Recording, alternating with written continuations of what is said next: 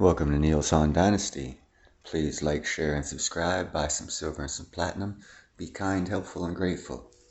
This is a little trick to help warm your house with oil lamps. See, this is the oil lamp right here. This right here doesn't do well for heat disbursement. This right here is a lot hotter than this right here, so it disperses heat more for the same amount of flame and same amount of oil. But that's not what this is about. This is about Harley's on the hunt, and he wants to be mischievous. His partner in crime is asleep, so he can't do anything. It is a horrible day out there. Usually you can see out here, you can see the oil refinery over in Pinole, but you can't see that far today. But that's not what this is about. This is about platinum being the best performing precious metal of 2022. Hell. I mean, it was, but that's not what this is about. What this is about is America to the rescue. Not the Chinese, not the Russians, not the Indians. No one else in the world on this planet can do what America can do. So I guess we're still world leaders. Soyuz MS-22 not safe to fly for crew, and a rescue strategy has been developed with an official statement from NASA and Roscosmos January 11th. Let's get this again. What safe to fly for crew and a rescue strategy has been developed with an official statement from NASA and Roscosmos January 11th. So, what's the plan to rescue the astronauts, and how will SpaceX rescue those astronauts? And why is the ISS facing huge turmoil after this? We'll find out in today's episode of Alpha Tech.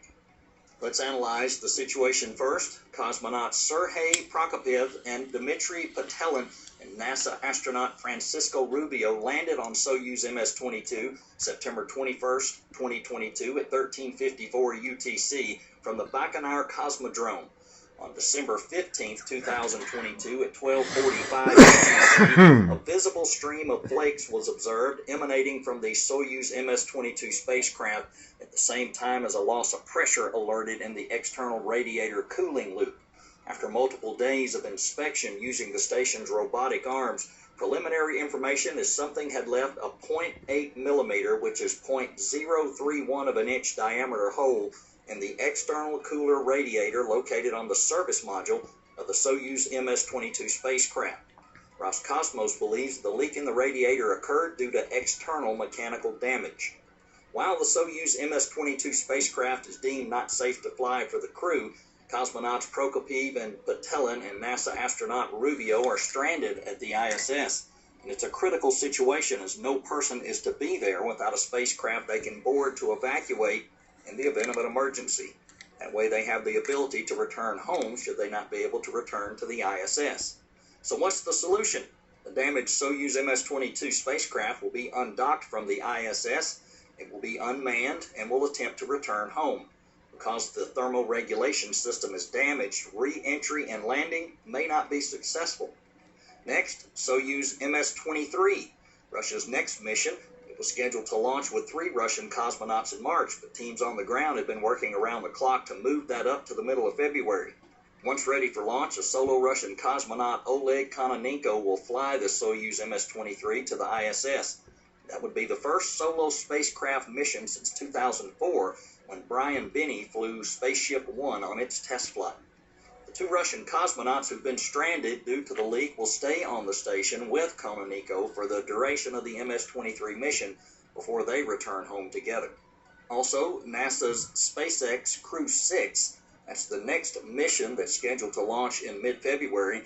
They were to be a crew of 2 NASA astronauts, 1 UAE astronaut and 1 cosmonaut. But due to the situation on the ISS, Russian cosmonaut Andrei Fedoyev has been removed from the mission and he'll await reassignment. Crew 6 will fly an empty SpaceX pressure suit for the American astronaut Francisco Rubio to use. Rubio, who's also been stranded on the ISS due to the Soyuz leak, will stay on the station with the NASA SpaceX Crew 6 for the duration of their mission, which is 6 months, and then they'll all return home together.